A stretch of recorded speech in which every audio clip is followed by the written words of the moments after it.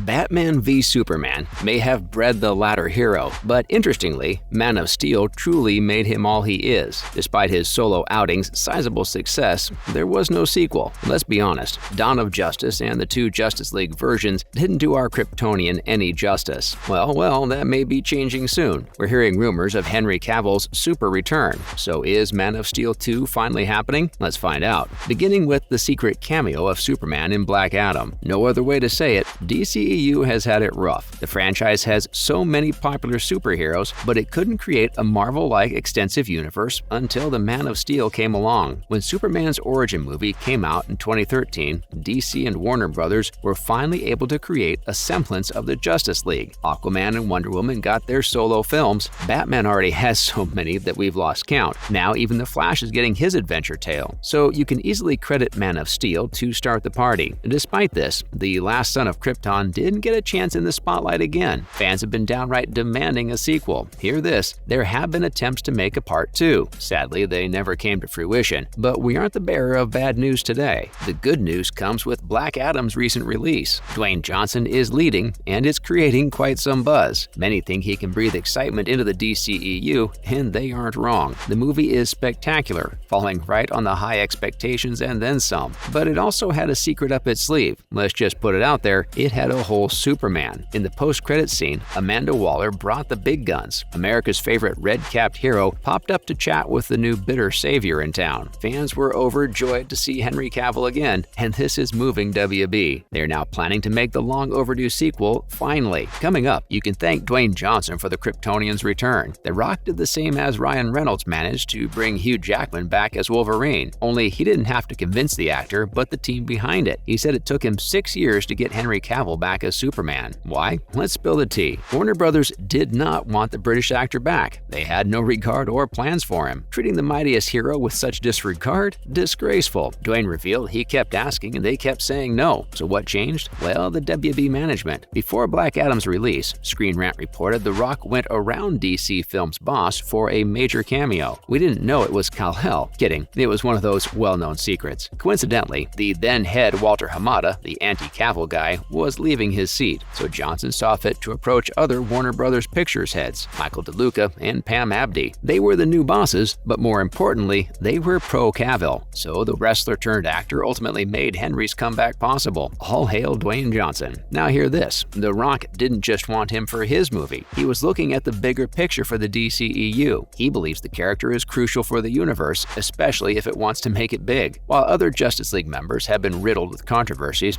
Amber Heard, Ezra Miller, Henry is spotless. He's an adorable hunk with a hit solo movie, and fans love him. Not using him earlier was just plain stupid. Moving on, they have just the right director in mind. Wait guys, we have more news about where this came from. Someone is in talks to direct Man of Steel 2. It's none other than James Gunn. Yep, Marvel's genius filmmaker behind Guardians of the Galaxy. Well, can't you beat them? Make their directors join you. But Gunn has also directed DC's Suicide Squad, so he's in both ships. Anyway, some whispers surfaced that James is in talks with Warner Brothers. Then the company officially announced that the filmmaker approached them with a secret DC Comics-based movie pitch. In light of Superman's cameo, this is some curious news. That's why many think Gunn is planning our awaited sequel. Some reports even suggest that it's not just one mystery movie. Hollywood Reporter teased there may be a new DC project or two, and possibly more movies. The American screenwriter may be DC's perfect guy. His Suicide Squad was one DC movie that didn't entirely flop. Currently, he's also behind HBO's Peacemaker. The character is super popular in DC Comics, and his show's reception has been amazing. Moreover, James's experience with Marvel may be exactly what the DC-WB partnership needs. If they can't find their own Kevin Feige, they can at least learn from people who work closely with him. Gunn has also wrapped up Guardians of the Galaxy Volume 3, so he's got plenty of time. And apparently, movie pitches. Fingers crossed. It involves Clark Kent and his superhero alter ego. Following with, the fandom has some wishes for Man of Steel 2. Now that things are becoming solid, there are some things we need to see. For starters, there better be a stronger villain. Lex Luthor may be the obvious choice, but do we need him? Jesse Eisenberg is a talented actor, but his Lex portrayal wasn't right on the money. It failed to impress on many levels. So maybe we need a fresh start here. But rather than bring back Luthor, think about another foe. Bizarro is a potential outcome. He looks like a Superman that Lex built in the dark.